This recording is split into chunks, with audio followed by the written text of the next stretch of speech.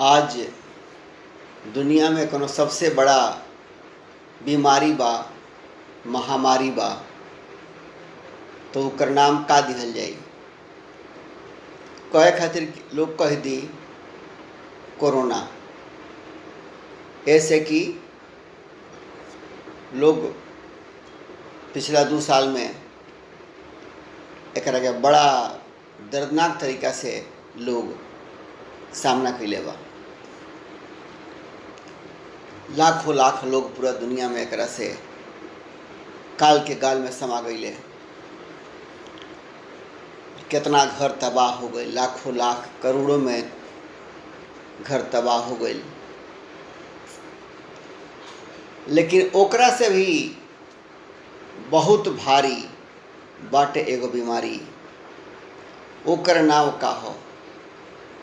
और बीमारी कितना तबाही देले बा, घरेलू स्तर पर, गांव गली मोहल्ला स्तर पर, समाज के स्तर पर, राज्य के स्तर पर, देश के स्तर पर, अब पूरा दुनिया के स्तर पर वो बीमारी के बारे में चर्चा कल जाई। वो कौन बीमारी बा जेकरा से घर के घर तबाह हो गइल बा, हजारों लाखों करोड़ों घर तबाह हो गइल बा, जल गइल बा, दुख तनाव अशांति में समा गइल बा।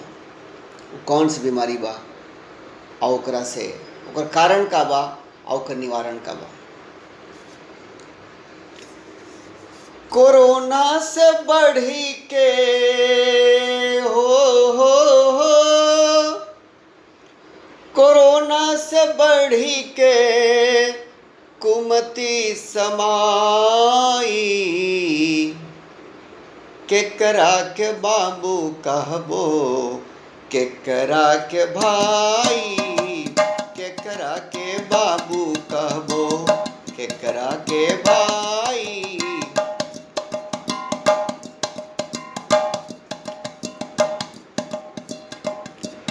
कोरोना से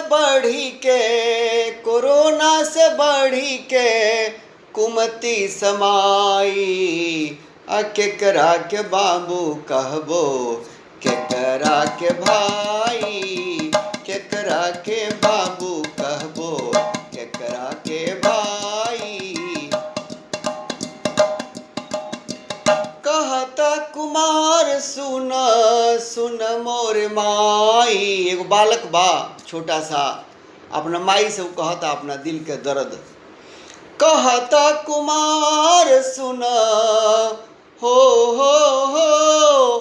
कहता कुमार सुन सुन मोर माई, केकरा के बाबू कहबो, केकरा के भाई, केकरा के बाबू कहबो, केकरा के भाई।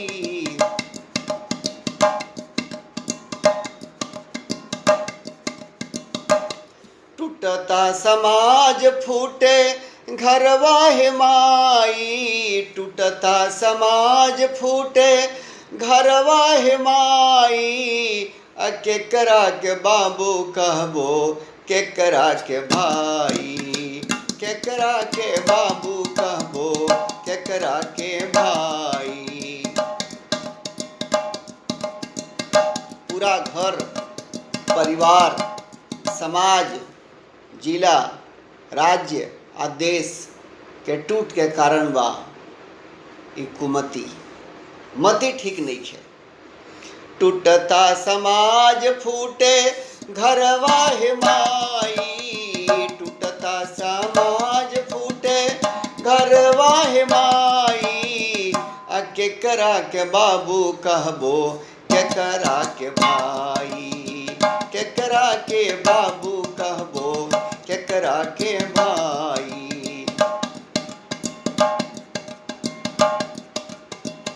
बट गइल घरवा हो बट गइल घरवा दुआर पाई पाई, केकरा के बाबू कहबो, केकरा के भाई, केकरा के बाबू कहबो, केकरा के भाई।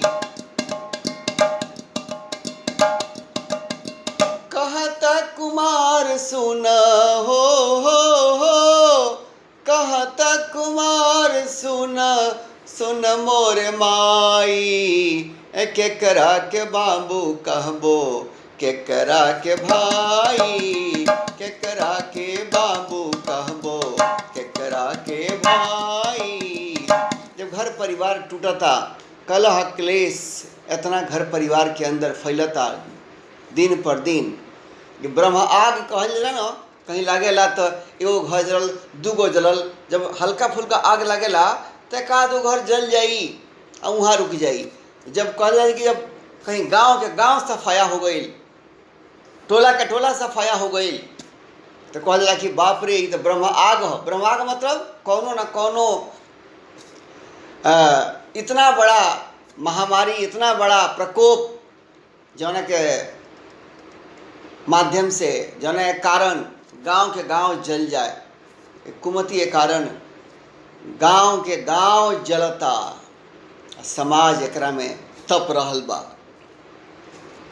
मन मैला पाप बुद्धि समाई, मन मैला पाप बुद्धिया समाई, अधर्म विहीन घर टूटत है माई। मन मैला हो गइल बा, आ बुद्धि में पाप समा गइल बा। मेरा तेरा है हमार हो, है तहार हो।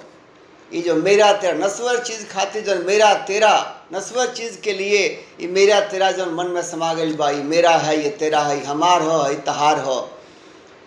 ये जो पाप बुद्धि समा गइल बा, आ धर्मनिष्ठ लोगों के कमी हो गइल बा, धर्म परायणता के कमी हो गइल बा। धर्म विहीन लोग, राक्षसी प्रवृत्ति, राक्षसी सोच, शकुनी, दुर्योधन, दुशासन, धृतराष्ट्र, ये सब मन में बुद्धि में घुस गइल बा। ऐसे लोग धर्म विहीनता लोगों के अंदर बढ़ता। मन मैला पाप बुद्धि समाई, अधर्म विहीन घर टूटता है माई। जौन घर धर्म से भ्रष्ट हो जाई, धर्म विहीन हो जाई, मर्यादा विहीन हो जाई, संस्कारहीन हो जाई, वो तो घर टूटी जाई, वो परिवार टूट जाई, वो टोला टूट जाई, वो समाज टूट जाई, वो जिला, वो राज्य टूट जाई, वो देश टूट जाई। मन मैला पाप बुद्धि समाई, अधर्म विहीन घर टूटता है माई। धर्म विहीन घर टूटता है माई। टूट गइले तार सब, टूट गइले तार सब, छूटल बड़ाई। टूट गइले तार सब, जन दिल से दिल के तार, जन प्रेम मोहब्बत, एकात्मता, एकजुटता जौन रहल, तौन जौन तार बा तौन टूटता। एंड बड़ाई, बड़प्पन जौन बा, लोगों के मन में जौन बड़प्पन के भाव रहल ह, बोली विचार व्यवहार में, लोक व्यवहार में, घरेलू व्यवहार में, एगो बड़प्पन के भाव, एगो मर्यादा के भाव, वो सब घटत गइल बा, वो सब छूट जाता। टूट गइले तार सब, छूटल बड़ाई, भाव विहीन बन के नई पीढ़ी आई। भाव, भाव मतलब श्रद्धा के भाव, भावना, हेल्दी इमोशंस, स्वस्थ सोच, मन के अंदर स्वस्थ भावना, दया, प्रेम, करुणा, सेवा, त्याग, परोपकार, सबका प्रति बहुजन सुखाय बहुजन हिताय की भावना, ये सब कहा जाला स्वस्थ भावना, हेल्दी इमोशंस, सहनशीलता, ये सब हेल्दी इमोशंस कहला, ये सब स्वस्थ भावना कहला। लोग एकरा से विहीन हो रहल बा, और जैसे जैसे पीढ़ी आगे बढ़ता वैसे वैसे ही स्वस्थ भावना, हेल्दी इमोशंस घटता। टूट गइले तार सब, छूटल बड़ाई, अभाव विहीन बन के नई पीढ़ी आई। बुद्धिया के टूवर भैले लोग लुगाई, बुद्धिया के टूवर भैले लोग लुगाई, आ कौड़ी के भाव देले रिश्ता गवाई। लोग बुद्धि के टूअर हो गला। बुद्धि के टूअर माने bankruptcy of thought, bankruptcy of wisdom, bankruptcy of intellect, bankruptcy of broad vision. एकरा कहला बुद्धि के टूअर। बुद्धि में दम नहीं खे, बुद्धि में नमी नहीं खे, बुद्धि में बड़प्पन नहीं खे, बुद्धि में दूरदर्शिता नहीं खे। तो लोग लुगाई जौन आम लोग बा घर परिवार समाज में रहेला वो बुद्धि के छोट हो गई बा। छोट बुद्धिया कह जाला नु कि बुद्धि के छोट हो जाना। छोट बुद्धिया, छोटा सोचना कि मेरा है, ये तेरा है, ये मुझको मिल जाए, ये हमारा मिल जाए। स्वार्थ बुद्धि ये कह जाला बुद्धि के छोटापन। परमार्थ बुद्धि घट गई बा, अस्वार्थ बुद्धि बढ़ गई बा। बुद्धि के टूअर भैले लोग लुगाई, अकौड़ी के भाव देले रिश्ता गवाई। रिश्ता इतना महत्वपूर्ण बा कि इंसानी रिश्ता, रूहानी रिश्ता, मानवता का रिश्ता, भाई भाई के बीच, पति पत्नी के बीच, देवर भौजाई के बीच, सास और बहू के बीच, ननद भौजाई के बीच जो मर्यादित रिश्ता बा, जो रूहानी रिश्ता बा, वो इतना महत्वपूर्ण बा कि ओकरा सामने इस संसार के जितना चीज बा वो सब कौड़ी के भाव बा, ओकर कोनो वैल्यू नहीं है। लेकिन लोग के बुद्धि जौन भ्रष्ट हो गई बा, लोग बुद्धि के टूअर हो गई बा, बुद्धि में पाप समा गई बा, लोग बुद्धि के छोट हो गई बा, छोट बुद्धिया नजर हो गई बा लोग के। एक के कारण लोग ये नश्वर चीज, जमीन मकान दुकान घर जमीन, एकरा के लोग अधिक दे रहा बा वैल्यू, और जौन इंसानी रिश्ता बा ओकरा के कम आकता। एक कहला एकरा कहला वैल्यू सिस्टम में गड़बड़ी होने का होगे का चाहिए कि जो नश्वर चीज बा, घर दुआर मकान जमीन, जो नश्वर चीज बा एकर वैल्यू कम रहे के चाहिए, एकरा के कम तवज्जो देवे के चाहिए, अधिक तवज्जो देवे के चाहिए, अधिक ध्यान देवे के चाहिए, अधिक वैल्यू देवे के चाहिए। जो इंसान के संग रिश्ता बा, भाई भतीजा का रिश्ता, भाई भाई का रिश्ता, ननद भौजाई का रिश्ता, भैया भाभी का रिश्ता, माता पिता का रिश्ता, पति पत्नी का रिश्ता, ननद भौजाई का रिश्ता, पास पड़ोस के संग रिश्ता बा, गांव में भाईचारा का रिश्ता, एकरा के अधिक वजन दिहल जाला। यह संस्कार हो, यह धर्म हो, यह मर्यादा हो। लेकिन बुद्धि भ्रष्ट होला तो आदमी के दृष्टि में दोष हो जाला, फिर जौना में ओकर भलाई नहीं खे वही रास्ता पर चला लगेला। तो लोग के हाल यह बा। बुद्धि के टूअर भैले लोग लुगाई, अकौड़ी के भाव देले रिश्ता गवाई। बड़ों में बड़ापन नहीं, बड़ा लोग ओकरा में बड़ापन नहीं खे। बड़ा लोग कहे में बड़ा बा, रिश्ता में बड़ा बा, उम्र में बड़ा बा, लेकिन बड़प्पन ओकरा में सूख गई बा, खत्म हो गई बा। बड़ों में बड़प्पन नहीं, अनिचता समाई, अवर्ण संकर सम नई पीढ़ी आई। जो नई पीढ़ी आयल बा वो वर्ण संकर बन के आयल बा। गीता के, भगवत गीता के अध्याय पहला में ही वर्ण संकर के बारे में चर्चा बा। वर्ण संकर माने कंफ्यूज पीढ़ी, जोना के मति भ्रमित हो जाए, जोना के दृष्टि में दोष हो जाए, जोना के अंतर्दृष्टि खत्म हो गई बा, धृतराष्ट्र स्वरूप होकर मन बुद्धि हो गई बा, पूरा कंफ्यूजन मन में बा, भ्रम बा। ऐसा भ्रमित पीढ़ी कह जाला वर्ण संकर। आजकल थोक भाव से रुआई देख सकिले समाज में। बुद्धि के टूअर भैले लोग लुगाई, अकौड़ी के भाव देले रिश्ता गवाई। बड़ों में बड़प्पन नहीं, निचता समाई, अवर्ण संकर सम नई पीढ़ी आई। कहत कुमार सुना हो, कहत कुमार सुना सुना मोरे माई। के करा के बाबू कहबो, के करा के भाई, के करा के बाबू कहबो, के करा के भाई। जौन बा छोटा लड़का वो कहत अपना माई से केकरा के बाबू कहब, बाबू मने केकरा के भतीजा कहब, केकरा अपना से छोट केकरा के हम मानी, केकरा का भाई कहीं, केकरा का भाई कहीं, केकरा का भतीजा कहीं। तो रिश्ता सब सुख होता संसार में। ए माई हम केकरा का भाई कहीं, केकरा का भतीजा कहीं। जहाँ श्री राम ने मर्यादा दिखाई, जहाँ श्री राम ने मर्यादा दिखाई, कृष्ण ने अर्जुन को गीता सिखाई, कृष्ण ने अर्जुन को गीता सिखाई। आज वहीं पे देखो,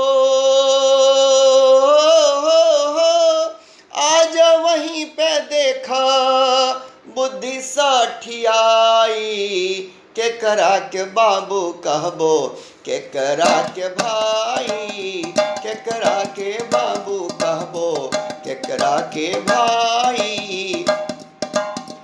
कहत कुमार सुना, कहत कुमार सुना, सुन मोर माई, केकरा के बाबू कहबो, केकरा के भाई, केकरा के बाबू कहबो, केकरा के भाई। घर परिवार हउए समाज के इकाई, समाज के इकाई है घर परिवार। समाज के अंदर जब हमारा चाहिए अगर संगठित समाज, एकजुट समाज, स्वस्थ समाज, विकास के दिशा में आगे बढ़े वाला चाहिए समाज, हमारा अगर चाहिए समृद्ध समाज, अमन चयन सुख शांति मर्यादा संपन्न संस्कार संपन्न अगर समाज हमारा चाहिए तो ओकर शुरुआत अपना घर परिवार से होई, ओकर शुरुआत हमरा से होई। काहे? घर परिवार से ही समाज बनेला। और घर परिवार नारकी हो जाई तो समाज स्वर्ग जैसा कैसे होई भाई? संभव है नहीं है। जैसे मकान बनेला ईंट से, वहीं समाज बनेला घर परिवार से। जब ईंट मजबूत हुई तो इमारत मजबूत हुई। जो घर परिवार मजबूत रही है तब समाज रूपी इमारत मजबूत हुई। ये मजबूती के मतलब का भइल? जो घर परिवार के अंदर सुंदर माहौल रही, अमन चैन शांति के माहौल रही, मर्यादा संस्कार के माहौल रही, बड़प्पन के माहौल रही, घर परिवार में एकता रही, एकजुटता रही, स्वस्थ भावना रही, सत्य अहिंसा दया प्रेम करुणा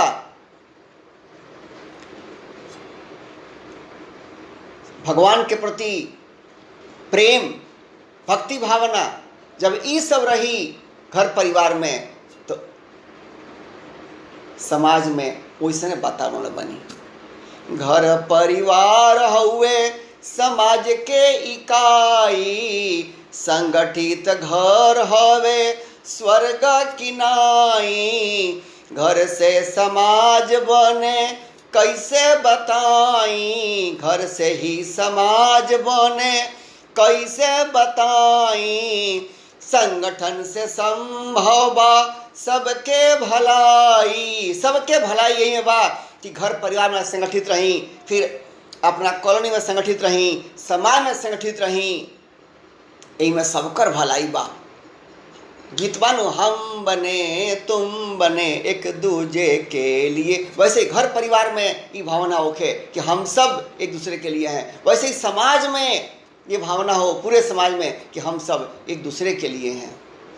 संगठन से संभव बा घर से समाज बने कैसे बताई।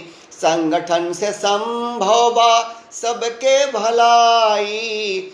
जो घर परिवार में सुमति न आई, नरक बन जाई समाज के इकाई। नरक बन जाई समाज के इकाई। और घर परिवार यहीं से टूटत जाई तो समाज के जो इकाई बा, घर परिवार फैमिली सिस्टम, ये नरक बन जाई। जब ये नरक बनी तो समाज ही नरक बन जाई। तो समाज में आयन अमन चैन शांति सुकून एकदम दुर्लभ हो जाई।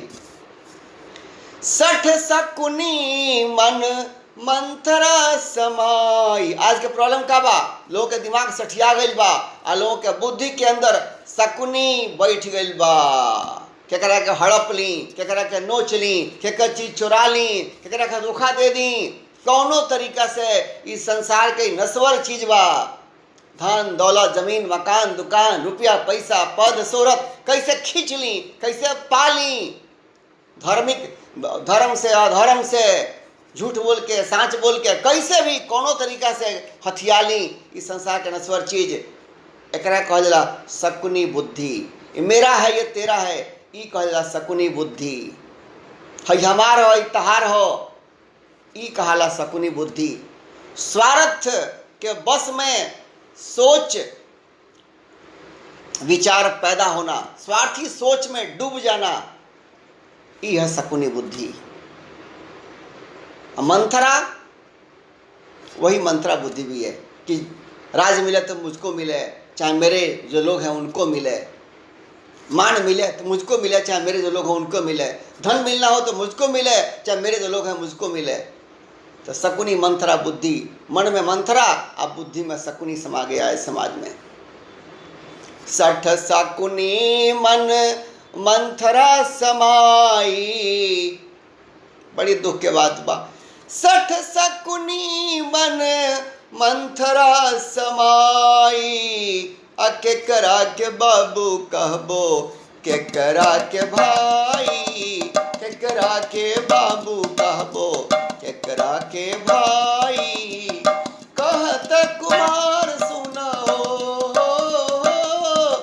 कहत कुमार सुन सुन मोर माई, केकरा के बाबू कहबो केकरा के भाई, केकरा के बाबू कहबो केकरा के भाई। बड़ी दर्द और बड़ी ही हृदय विदारक इ नजर बा समाज के, नारकीय दृश्य बा समाज के। पहले के लोग जो रहल ओकरा से सीखे के जरूरत बा। पहले के घरवा समाज है माई, पहले के घरवा समाज है माई। अजब गजब रहे लोगवा लुगाई, पहले के समाज अजीब रहल, अजीब अजबे गजब कहल जाई। काहे सुनी आगे। पहले के घरवा समाज है माई, अजब गजब रहे लोग लुगाई। कहाँ रहे घर में बहुत कमाई, कहाँ रहे घर में नहीं रहे घर में बहुत कमाई। नहीं रहे डिग्री ना बहुत पढ़ाई, न घर में बहुत कमाई रहे, ना घर में बहुत डिग्री रहे, ना लोग का लगे बहुत सारा पढ़ाई रहे। हमने के बाप पितिया चाहे हमने के बाबा वो लोग के लगे कौन डिग्री रहे, वो लोग कौन यूनिवर्सिटी में पढ़ले रहे। पहले के घरवा समाज है माई, अजब गजब रहे लोग लुगाई। कहाँ रहे घर में बहुत कमाई, कहाँ रहे डिग्री इतना कौन पढ़ाई। लेकिन आव भाव में दिखे बड़ाई, वो लोग आव भाव में बहुत बड़ापन रहे, एक दूसरे के प्रति इतना प्यार, एक दूसरे के प्रति इतना अदब मर्यादा। ओहा देखते बने, हम ये सब देखले बनी जा। आव भाव में दिखे बड़ाई, पीढ़ियाँ भी संग रहे, पीढ़ियाँ भी संग रहे उमंग अंगड़ाई। आव भाव में बोली विचार व्यवहार क्रियाकलाप में इतना बड़प्पन रहे, एक दूसरे के प्रति भाई भतीजा, भाई भाई, माता पिता, चाचा ना चाचा काका लाला दादा दादी, घर में सबका प्रति देवर भौजाई ननद भाभी सास बहू सब के एक दूसरे के प्रति इतना आदर भाव, इतना मर्यादा रहे। आस पास पड़ोस गोतिया पटीदार इतना मर्यादा रहे आपस में। गांव में भले सैकड़ों लोग का परिवार रहे, लेकिन गांव में एक दूसरा घर के प्रति इतना मर्यादा, इतना कोऑपरेशन रहे, सहयोग रहे कि बाप रे वो हमने के देखले बानी, देख करके एवरा बुझाता हमनी के मन में कि वो लोग कौना स्कूल में पढ़ रहे भाई, कौना इंस्टीट्यूट में पढ़ रहे भाई। को लोग का ये बात के समझ रहा है कि जियो और जीने दो, हम लोग एक हमनी का एक दूसरा के संगे मिल कर रहल जा, एक दूसरा के संगे हमनी का सहयोग करके रहल जा, एक दूसरा के मान आ प्रतिष्ठा बना के रखल जा, यही में सबकर भलाई बा। और पीढ़ी दर पीढ़ी सैकड़ों लोग एक साथ रहे। कहाँ रहे घर में इतना कमाई, आ कहाँ रहे डिग्री इतना कौन पढ़ाई, फिर भी आव भाव दिखे दिखे बड़प्पन बड़ाई, आव भाव में दिखे बहुते बड़ाई, पीढ़ियाँ भी संग रहें उमंग अंगड़ाई, पर्व त्योहार सब संग में मनाई, पर्व त्योहार सब संग में मनाई, अमंगल गीत सब संग संग गाई, मंगल गीत सब संग संग गाई, भोजन भजन सत संग संग करें, भोजन भजन सत संग सब करें, घर गुलदस्ता में रंग सब भरें, घर गुलदस्ता में रंग सब भरें। ऐसा रहे माहौल कि समझे कि समाज में भिन्न भिन्न घर ये गुलदस्ता में रहेला कोई गो रंग, वही समाज रूपी गुलदस्ता में सारा घर बड़ी आपस में मर्यादा के संग रहे। अब वैसे ही हर घर परिवार में, प्रत्येक घर परिवार में लोग भले हो के वो लोग के व्यक्तित्व तो अलग रहे, लेकिन लोग एक गुलदस्ता की नाई एकजुट होके मर्यादा में रहें, एक दूसरे का सम्मान करें। घर घर होत रहे अदब के पढ़ाई, एगो पढ़ाई रहे घर घर में, अदब और मर्यादा के पढ़ाई घर घर में रहे। घर घर होत रहे अदब मर्यादा के पढ़ाई, अब पीढ़ियाँ भी संग रहे मर्यादा निभाई। मर्यादा मर्यादा मर्यादा, घर घर में एगो पढ़ाई रहे, वो पढ़ाई रहे अदब मर्यादा। बड़ा के सामने छोटा लोग भरसक बैठे ना कुर्सी पर, चाहे चौकी पर, चाहे चारपाई पर बैठे के होखे तो जब आदेश मिले तब तो बैठे। इतना अदब, ये अदब मर्यादा, डर के बात ना रहे, मर्यादा अदब कि आप कैसे अपना पिता के सामने कुर्सी पर बैठी, चाचा के सामने कैसे कुर्सी पर बैठी, वो ले जब कही कि बैठो तब आदमी बैठे, इतना अदब मर्यादा। ये सबसे बड़ा वो बड़ा के पढ़ाई रहे। और वो ये एक बहुत बड़ा कारण रहे कि घर परिवार में हर व्यक्ति अपना सामने वाला के प्रति अदब रखे, मर्यादा रखे। बड़ा लोग छोटा के प्रति प्रेम रखे, स्नेह रखे, करुणा रखे, और छोटा लोग अपना से बड़ा के प्रति अदब मर्यादा रखे। ये एगो ऐसा बंधन रहे जौना कोनो जवाब नहीं खे। मंगल गीत सब लोग घर घर में कोनो फंक्शन बा तो लोग गीत, घर के महिला 2 4 5 10 जितना महिला घर बाड़ी सब मिलकर मंगल गीत गई हैं। मोहल्ला में गांव में कोनो फंक्शन बा, शादी विवाह, कोनो समारोह बा, कोनो पर्व त्यौहार बा, ओ माय गॉड, सब लोग मिल करके गावे। मोहल्ला के गांव के लोग मिल करके कई गो मालूम पड़ा कि ये 15 20 25 50 100 गो महिला मिल के गावत तारी मंगल गान। इतना सुंदर हमने देखले मानी यही सब गाँव के माहौल। मंगल गीत सब संग संग गाई, आ भोजन भजन सत संग संग करें, आ घर गुलदस्ता में रंग सब भरें। घर घर होत रहे अदब के पढ़ाई, आ पीढ़ियाँ भी संग रहें मर्यादा निभाई, पीढ़ियाँ भी संग रहें। घरवा में भैया भाभी, घरवा में भैया भाभी भाव दिखावे। भाव मने बड़प्पन के भाव। घरवा में भैया भाभी भाव दिखावे, मर्यादा के भाव, बड़प्पन के भाव।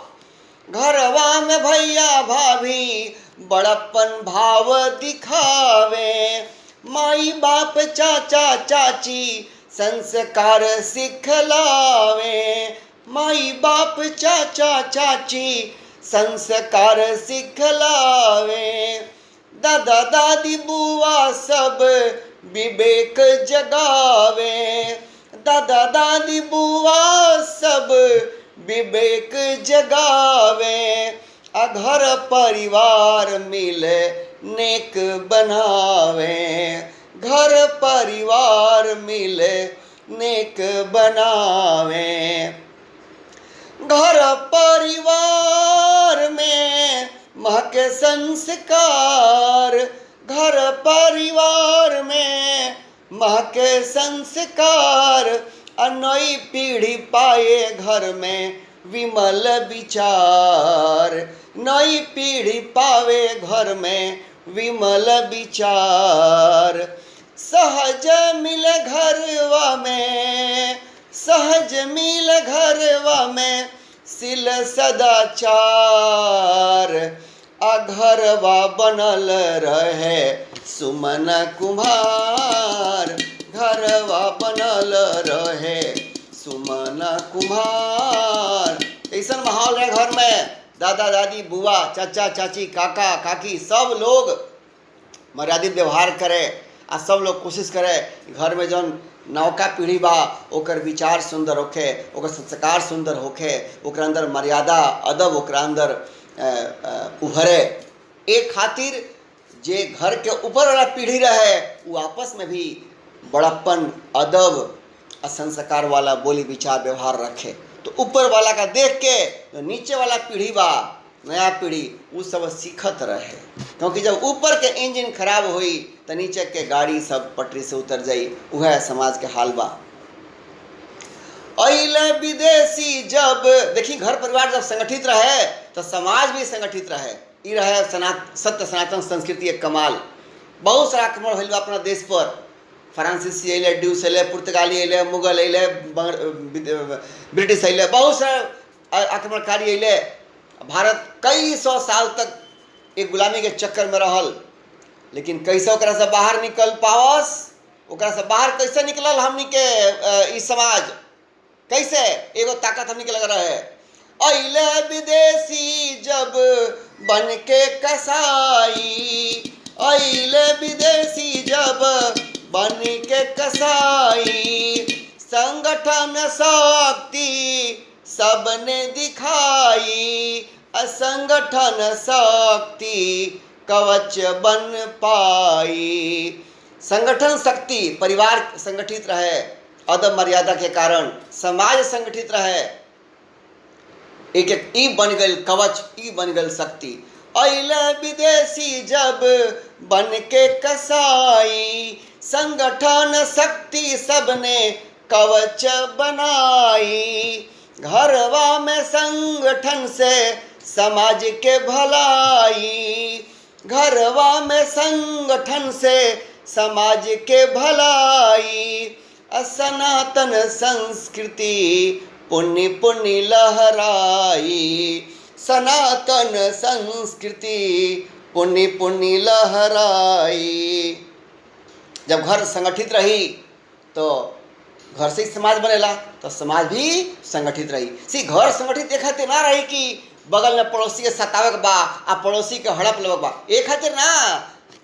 संगठन मतलब भइल कि घर परिवार में अच्छा संस्कार, अच्छा विचार, अदब और मर्यादा ई ऐसन रहे घर परिवार में, ताकि सब एक दूसरे के सम्मान दे, सब एक दूसरे के प्रति केयर करें, एक दूसरे के प्रति त्याग के भावना रहे, एक दूसरे के प्रति सहयोग के भावना रहे। और जब घर में जब भी भावना रही तो वह भावना अपना पड़ोसी के संगे, वह भावना अपना समाज में दूसरा घर परिवार के प्रति रही, तो घर का हुई गांव में केहू केहू के धन न हड़पी, केहू केहू के जमीन न हड़पी, केहू केहू के सताई ना, केहू केहू के डरवाई ना। फिर गांव में दुर्योधन, दुशासन, कर्ण से रावण ये जल्दी पनप न पई हैं, आ कहीं पनपी हैं तो ओकरा के लोग दंगरच के खत्म कर दी कि दुर्जन ह, एकरा हटाओ वरना गांव के शांति खराब हो जाई। ई घर में संगठन आ समाज में संगठन के मतलब। अइले विदेशी जब बन के कसाई, अइले विदेशी जब बन के कसाई, संगठन शक्ति सबने कवच बनाई, संगठन शक्ति सबने कवच बनाई। घरवा में संगठन से समाज के भलाई, घरवा में संगठन से समाज के भलाई। असनातन संस्कृति पुनि पुनि लहराई, सनातन संस्कृति पुनि पुनि लहराई। नहीं तो डूब जाई हो, नहीं तो डूब जाई इस समाज के इकाई। केकरा के बाबू कहबो, केकरा के भाई, केकरा के बाबू कहबो, केकरा के भाई। कहता कुमार सुन हो, कहता कुमार सुन, सुन मोरे माई। केकरा के बाबू कहबो, केकरा के भाई, केकरा के बाबू कहबो, केकरा के भाई। घर परिवार टूट जाई तो कहाँ केकरा के कहल जाई बाबू, मन केकरा के भतीजा कहल जाई, केकरा के कहल जाई भाई, भाई भतीजा तो खत्म हो जाई, रिश्ता बहुत सारा खत्म हो जाई जब घर परिवार टूटी। तो ऐसे घर परिवार के संगठित रहल बहुत जरूरी बा। भले थोड़ा ज़मीन कम रहे, थोड़ा रूप कमरा कम रहे, थोड़ा दौलत कम रहे, लेकिन ये सब जब सत्य सनातन संस्कृति के रिश्ता बा, ये सब बना के रखल बहुत जरूरी बा। एकर वैल्यू, एकर मूल्य बहुत ज़्यादा बा। ये नश्वर जन चीज बा, जमीन मकान दुकान रुपया पैसा घर दुआर जमीन जायदाद, ये जन नश्वर चीज बा, एकरा के बहुत वैल्यू ना देवे के, ये मूर्खता हो, ये बुद्धि के छोटापन हो। आजकल का हाल हो गई बा, चूँकि बुद्धि छोट हो गई बा, तो देखी का हाल बा। सोशल मीडिया जो के ज़माना बा, फेसबुक और कई तरह के आ गई बा, इंस्टाग्राम और क्या क्या ट्विटर, एकरा पे लोग मित्र बनता। फेसबुक फ्रेंड, इंस्टाग्राम पे फ्रेंड, और भी व्हाट्सएप पे ज़्यादा लोग फ्रेंड बनता। तो बाहर के लोग से दोस्ती आ घर के अंदर कलह क्लेश, कितना दुर्भाग्य बा। मीडिया में मित्र बने, सोशल मीडिया में मित्र बने, घर में कलह कैले।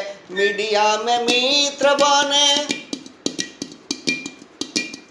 सोशल मीडिया में मित्र बने, घर में कलह कैले। नयनों में मोतिया बिंद, दोष दृष्टि भइले। नयनों में मोतिया बिंद, दोष दृष्टि भइले। ऐसन समाज के दुर्गति बा कि लोग फेसबुक पर, जो आज सोशल मीडिया बा, फेसबुक इंस्टाग्राम व्हाट्सएप, एकरा पर तो फ्रेंड बनता, एकरा पर मित्र बन जाता। फेसबुक फ्रेंड, इंस्टाग्राम पे फ्रेंड, व्हाट्सएप फ्रेंड, हाँ। लेकिन घर में अपने भाई भतीजा, देवर भाभी, सास बहू, दियादिन, चाहे भाई भाई के बीच में कलह क्लेश कैले बा। का खातिर कैले बा कलह क्लेश? जमीन मकान दुकान, ये सब नश्वर चीज खातिर। जबकि केहू के बान आई, केहू के लगे कितनो जमीन होई, कितनो मकान होई, कितनो दुकान होई, कितनो पैसा होई, आज नहीं तो कल छूट ही के बा। चाहे वह छोड़ के जाई और चाहे वो अपने से छूट जाई, चाहे केहू ले ली, कुछ ना कुछ तो रहा जाही के बा। चाहे वह कितनो के धर्म से कमाई, चाहे धर्म से कमाई, नश्वर चीज सब छूटने वाली है। तो नश्वर चीज जो है ओकरा खातिर लोग घर में कलह क्लेश के बा कि हमारा 5 बीघा बा तो जमीन तो हमारा हेने चाहिए, हमारा होने चाहिए, हमारा पूर्व चाहिए, हमारा सड़की की तरफ चाहिए, हम कम काहे लेब।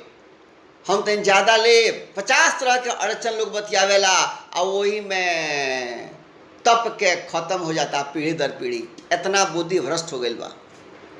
एरा कहला कि दोष दृष्टि, जब आँख में मोतिया बिंद हो जाई तो सामने स्पष्ट दिखाई ना पड़ी कि सामने का चीज बा, का सामने का बा, दिन में भी साफ न दिखाई पड़ी।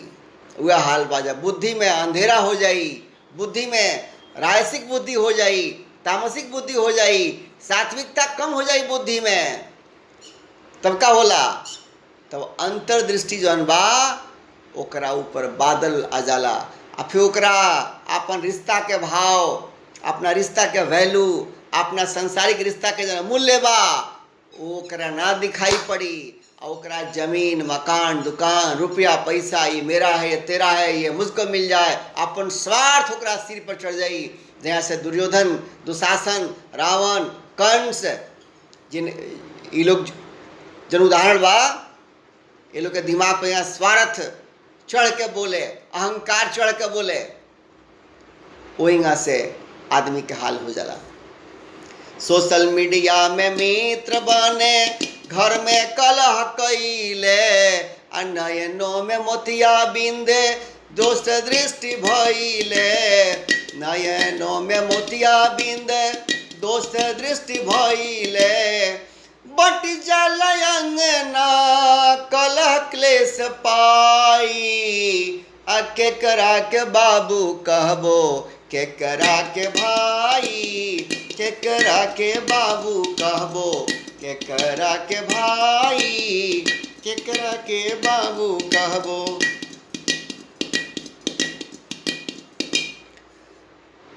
आगे सुनी, लोग शहर में आजकल जाके घर बनावता, आ जेकरा से कोनो रिश्ता नाता नहीं खे ओकरा से रिश्ता निभावता। शहर में जाके जमीन ले बानी, बगल में केहू और पड़ोसी बा, अब कौना राज्य के बा, कौना जिला के बा, कौना गांव के बा, कुल खानदान तो छोड़ दी, वो कौनो जिला का होई, हो सके रुआ जिला के ना होखे, रुआ गांव के ना होखे, रुआ प्रखंड के ना होखे, रुआ राज्य के ना होखे, लेकिन पड़ोसी बन गई बा। तब ओकरा संगे रुआई ना पूछता नहीं कि भाई हमरा जिला के ना हुवन, हमरा कुल खानदान के ना हुवन, हमरा जात बिरादर के ना हुवन, ओकरा से रुआ सब निभावता नहीं। बर्थडे पार्टी ओकरा घर में होई तो रुआ जाए, रुआ घर में होई तो आवता, चाहे तरह तरह के फंक्शन बा, चाहे पर्व त्यौहार बा, तो रुआ निभावत नहीं ओकरा संगे, ओकरा शादी विवाह बा, आवता नहीं जाता नहीं। आ जे रुआ अपना घर में रूहानी खानदानी रिश्ता बा, ओकरा संगे ई संसार के जन घटिया चीज बा, नश्वर चीज, जना के बुद्धिमान लोग कहेला हाथ के मैल, धन दौलत रुपया पैसा, ये सब का हो, ये सब संसार के मैल ही हो। एकरा खातिर हुआ अपना रिश्ता में खटास करतनी, अपना घर परिवार में कलह क्लेश करतनी, अपना मन के डिप्रेस के लेवानी। यही सबसे बड़ा दृष्टि में दोष कहल जाला। जेकरा से कोनो रुआ पहले से लगाई छुआई ना रहो, जेकरा से कोनो रिश्ता ना रहो, उ लोग शहर में जाके आ पड़ोसी बन गई बा, कोनो जिला के होई, कोनो राज्य के होई, कोनो बिरादरी के होई, लेकिन रुआ पड़ोसी में आ गई बा तो ओकरा संगे रुआ खूब निभावत नहीं। आज जे रहल रुआ संगे खानदानी जेकरा संगे रिश्ता बा, ओकरा संगे रुआ मिर्च के भावना पैदा के लिए बनी, कलह क्लेश पैदा के लिए बनी, खाए खातिर, जमीन मकान दुकान घर दुआर खातिर। अरे मूर्ख कहीं का, अरे मूर्ख भाई लोग, अरे समाज के मूर्ख लोग, अपना किस्मत में जौन होई वो कोई ले नहीं सकता, और किस्मत में नहीं होगा वो कोई दे नहीं सकता। हम अपने कर्म पे विश्वास करें, कर्म इतना करें कि अपने परिश्रम से पैदा कर लें हमको जो चाहिए। ये शास्त्र सिखलाता है, हमारे सारे धर्मशास्त्र सिखलाते हैं कि तुम कर्म पे विश्वास करो, कर्मवीर बनो। ऐसा नहीं कि बाप के दादों का और कुल खानदान का और फलना का मिलेगा तब मेरा किस्मत बनेगा, ये तो बेवकूफ़ी है। अपने कर्म पे विश्वास करो, घर परिवार में ज़्यादा मचमच मत करो। शहर में जाके बाबू घरवा बनावे ले, शहर में जाके बाबू घरवा बनावेले, नाता रिश्ता कुछ नइखे संगत निभावेले, नाता रिश्ता कुछ नइखे संगत निभावेले, गोतिया पटीदार बिना हो गोतिया पटीदार बिना नहियरा जुड़ाई, केकरा के बाबू कहबो केकरा के भाई, केकरा के बाबू कहबो केकरा के भाई। कहता कुमार सुन सुन मोर माई, केकरा के बाबू कहबो केकरा के भाई, केकरा के बाबू कहबो केकरा के भाई। जब अपना घर परिवार में जब टूट हो जाई फूट हो जाई, तब केकरा के रुआ भतीजा कहब, केकरा के रुआ भाई कहब, केकरा के रुआ ननद कहब, केकरा के रुआ भौजाई कहब, केकरा के रुआ देवर कहब। ये सब तो इस तरह वह जला दहनी। आज नहीं तो कल आँख में रुआई जरूर आई कि हम ई कौड़ी के भाव जौन चीज़ बा संसार के, जमीन मकान दुकान घर द्वार, एकरा खातिर अपना रिश्ता के हम जला दहनी। एकरा से घटिया काम कुछ हो नहीं कह सकत।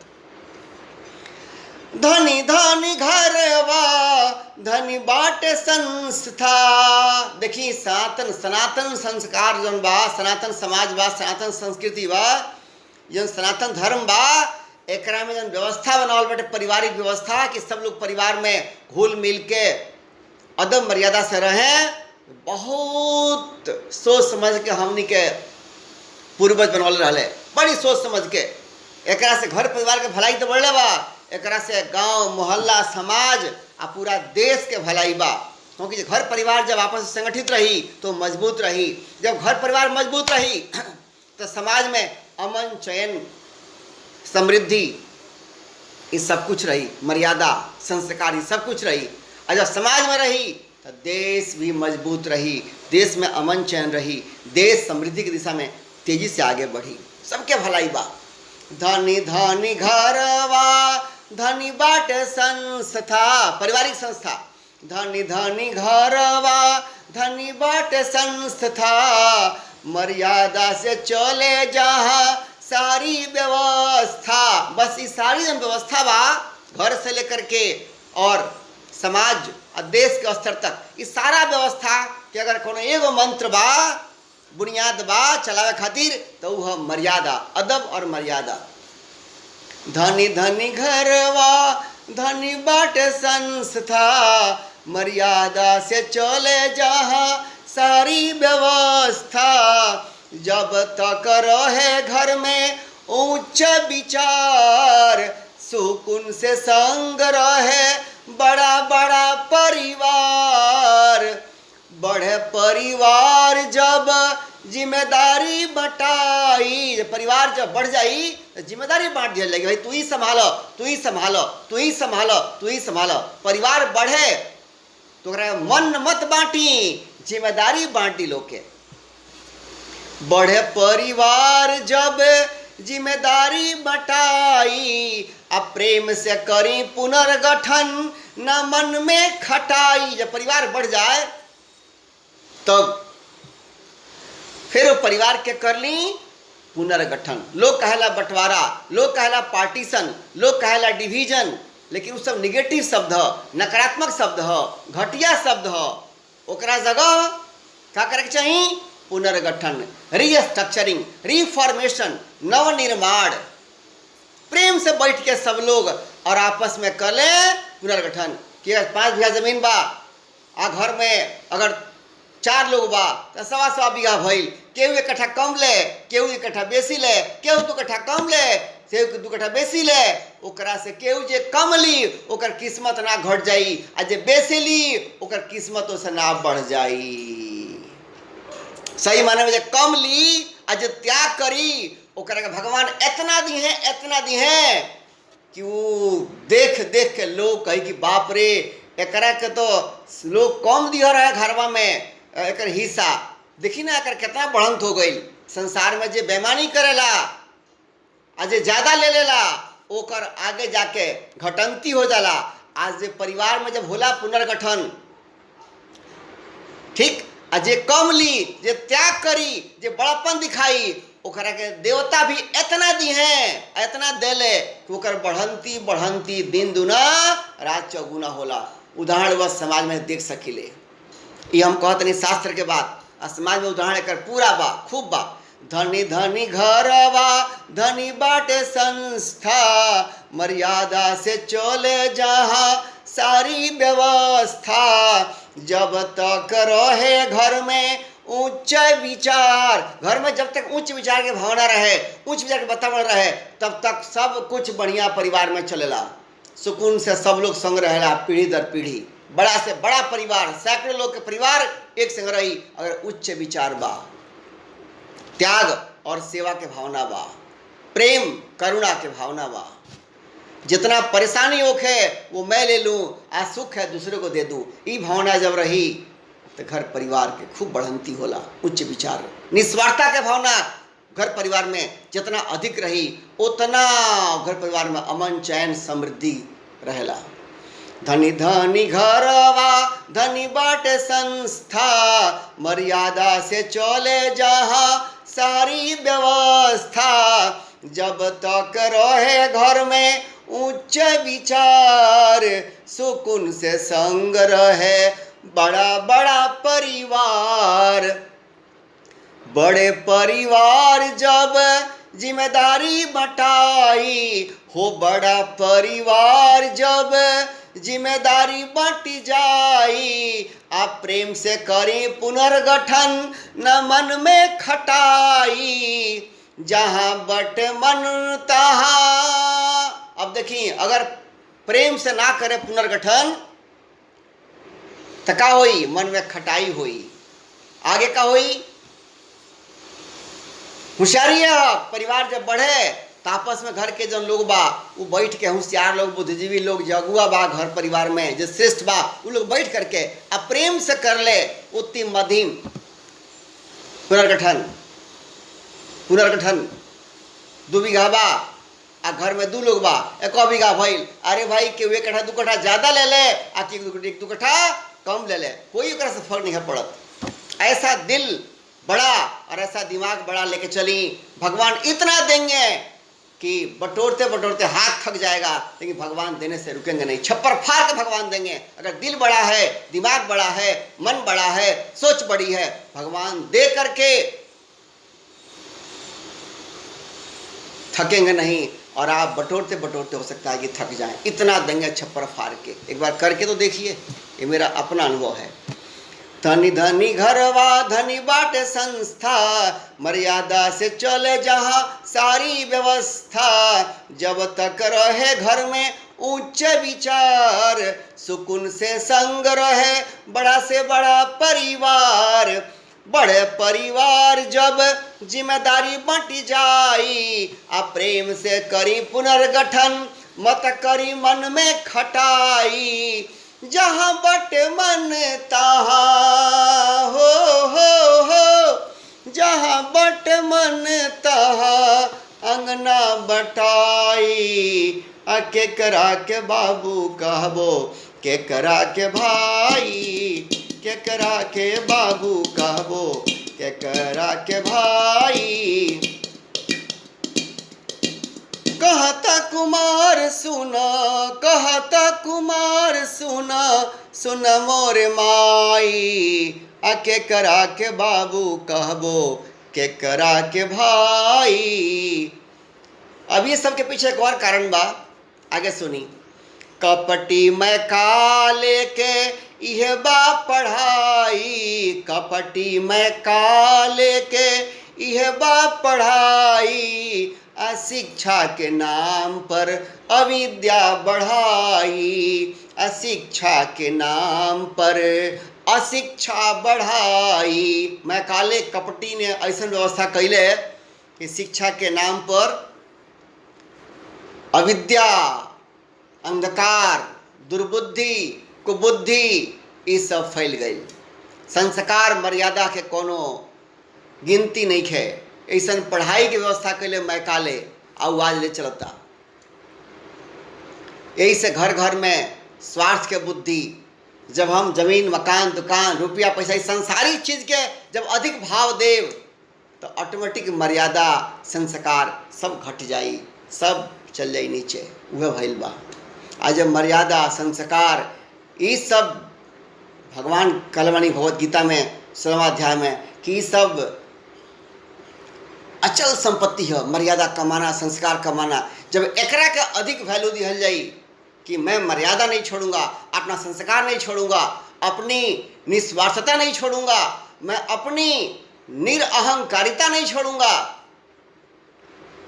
अपनी दया नहीं छोड़ूंगा, अपना शांत स्वभाव नहीं छोड़ूंगा, अपने बुद्धि का समता नहीं छोड़ूंगा, मैं अपना बड़प्पन नहीं छोड़ूंगा, मैं छुटबुद्धिया काम नहीं करूंगा। जब ये ऊंचा संस्कार की जागरूकता रही, आप जब ई कमाई करे खातिर मन में तड़प रही, तब वो इंसान ये जमीन मकान दुकान रुपया पैसा के बहुत ज़्यादा वैल्यू ना दी।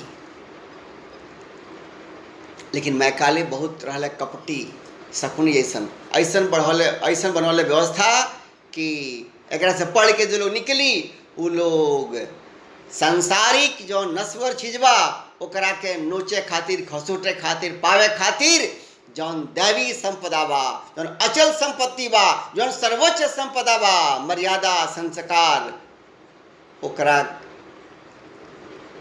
ओकरा के लोग ज़्यादा ध्यान ना दी।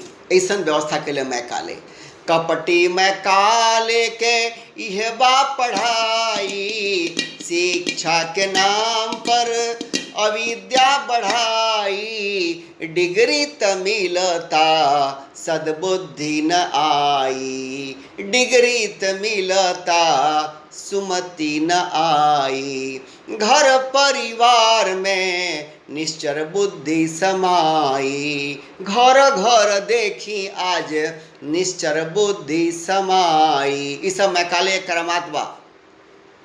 घर परिवार टूटे जब ना रही, जब वैल्यू सिस्टम के बारे में माइंड क्लियर ना रही, बुद्धि क्लियर ना रही कि संसार में कौन चीज सबसे अधिक मूल्यवान बा आ कौन चीज संसार में वो नश्वर बा, जब एकरा बारे में मन में क्लैरिटी ना रही, बुद्धि में क्लैरिटी ना रही, तब आदमी कहते कि ये सोना दहा तार कोयला पे छापा, मैंने सोना दह रहल बा तो ओकरा के आदमी नहीं पकड़त आ कोयला उठावता। सोना कोयला में दोनों में कौना का अधिक मूल्य ज़्यादा बा? सोना का मूल्य अधिक बा। लेकिन बुर्बक आदमी जो होई वो कोयला जल्दी पकड़ी कि कोयला पकड़ता नहीं से खाना बना ले शाम के, आज सोना अधिक मूल्यवान बा ओकरा के छोड़ दी। ये बुर्बक आदमी। होशियार आदमी कही चला सोना अधिक मूल्यवान बा ओकरा के हम उ दहत पानी में पहले ओकरा के छान ली। आज कोयला उन्हें बात ना, सोना हम छान ले, वो सोना की कीमत से कितना कोयला हम किन सकेले। ये कह दिला वैल्यू सिस्टम के बारे में अवेयरनेस, कौन चीज़ कितना मूल्यवान बा ये जान ली, पहचान ली। ये कह दिला वैल्यू सिस्टम। जौन चीज़ मूल्यवान बा ओकरा के ऊपर रखी, जौन चीज़ कम मूल्यवान बा ओकरा के नीचे रखी। संसार के नश्वर चीज एक मूल्य कितनो रुपया लगाए तो ये सबसे नीचे रही।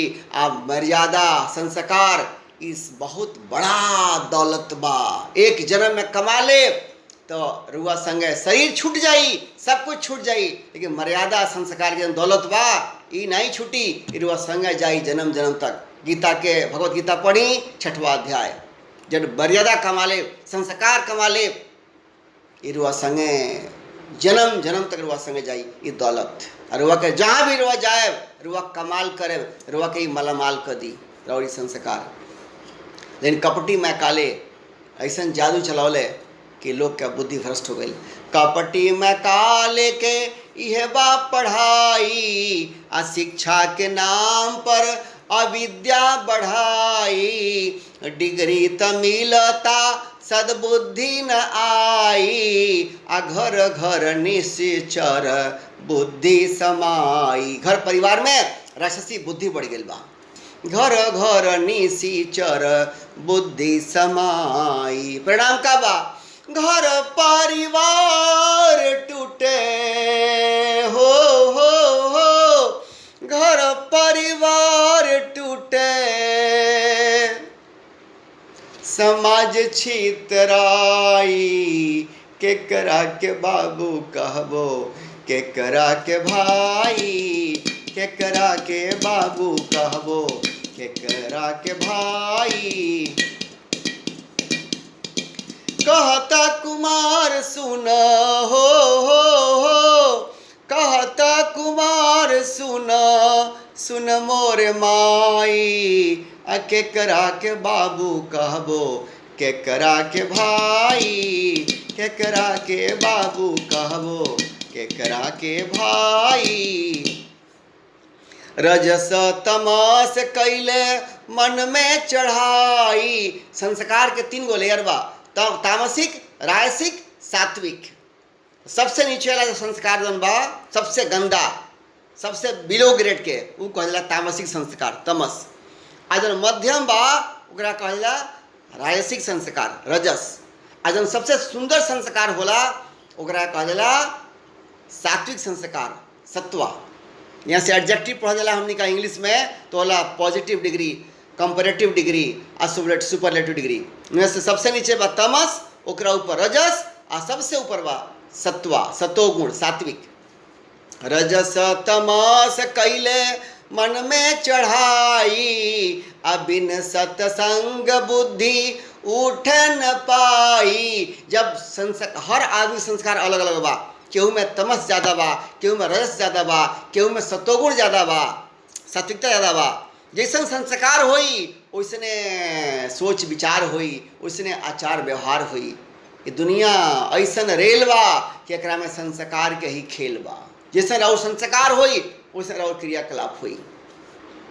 रजस तमस आज बढ़ गई बा समाज में, घर घर में राजसिक संस्कार और तामसिक संस्कार इंसान में बढ़ गई बा। आई कैसे तो कैसे उपाय का बा?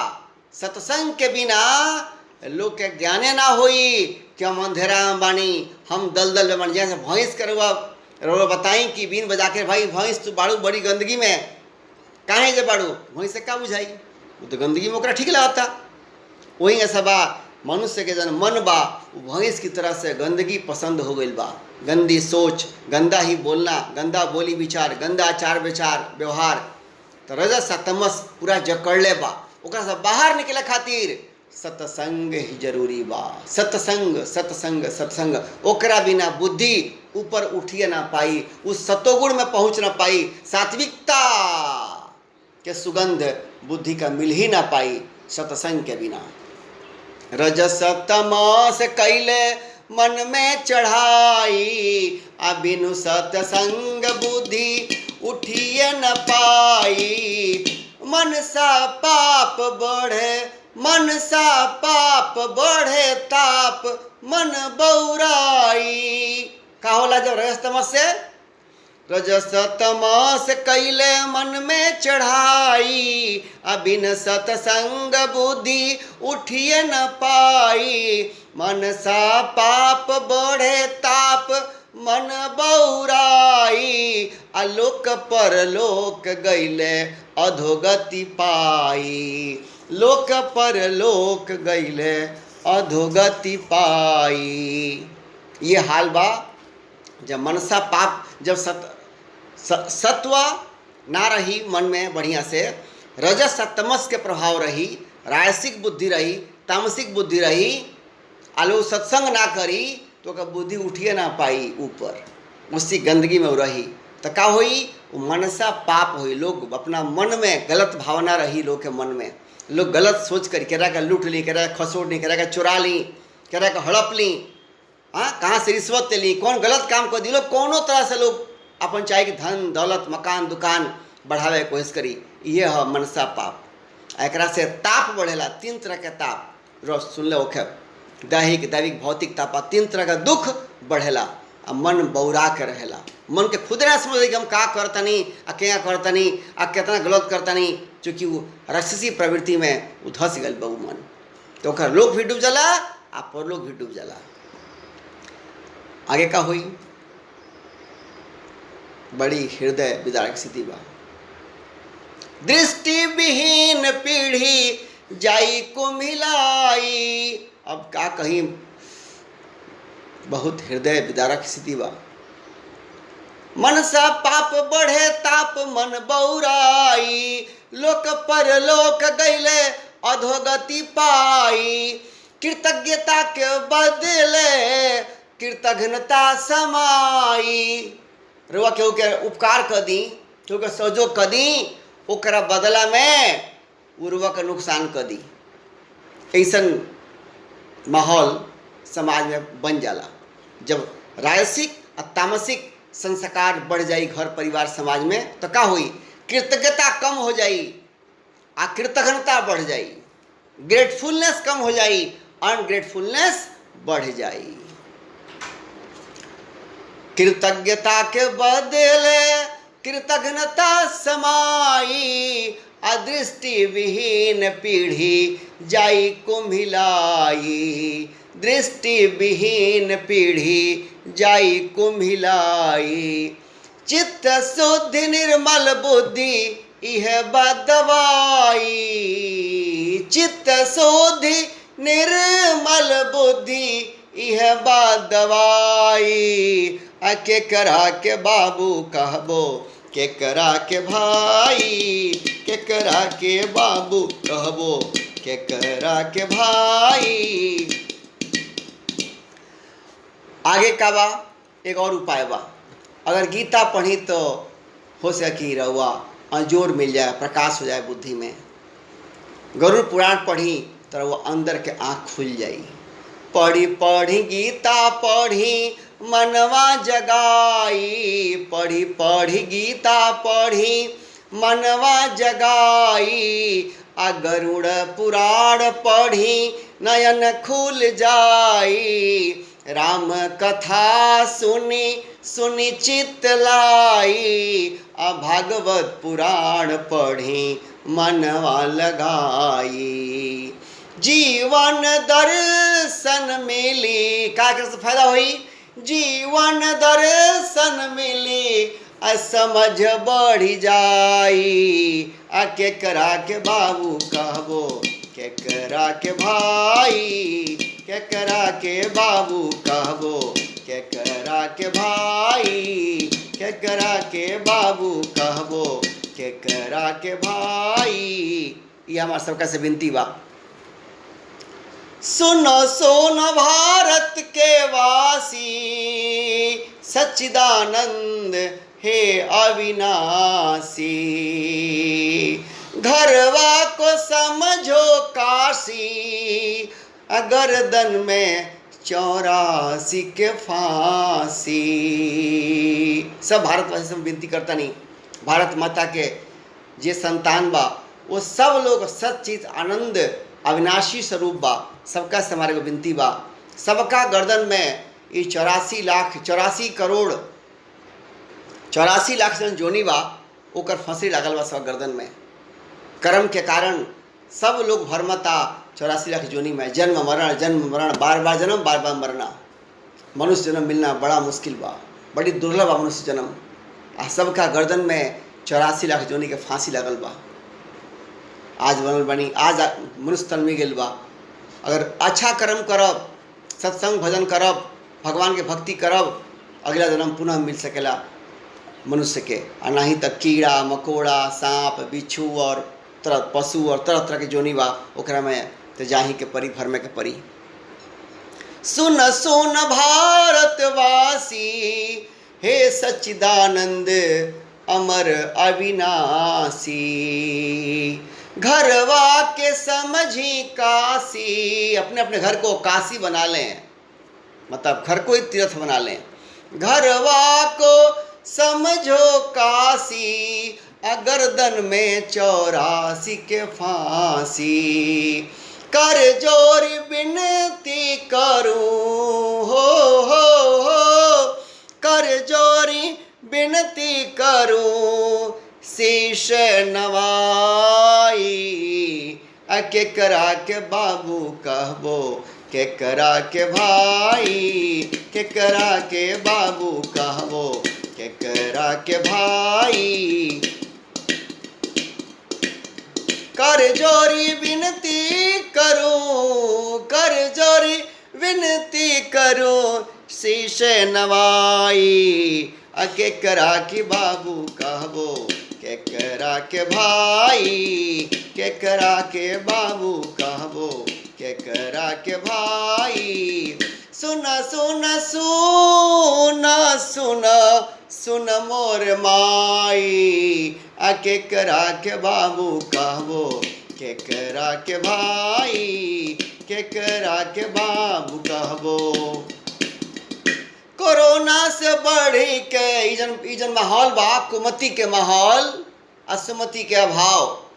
ई कोरोना से भी बड़ा महामारी बा। घर परिवार से लेके राज्य, जिला और देश आ पूरा दुनिया के निगल रहल बा अजगर खिनाई, कुमति रूपी अजगर। केकरा के बाबू कहबो, केकरा के भाई, कोरोना से बढ़ी के कुमति समाई, कोरोना से बढ़ी के कुमति समाई। कहता कुमार सुना, कहता कुमार सुना, सुन मोर माई, केकरा के बाबू कहबो, केकरा के भाई, केकरा के बाबू कहबो, केकरा के भाई, केकरा के बाबू कहबो, केकरा के भाई।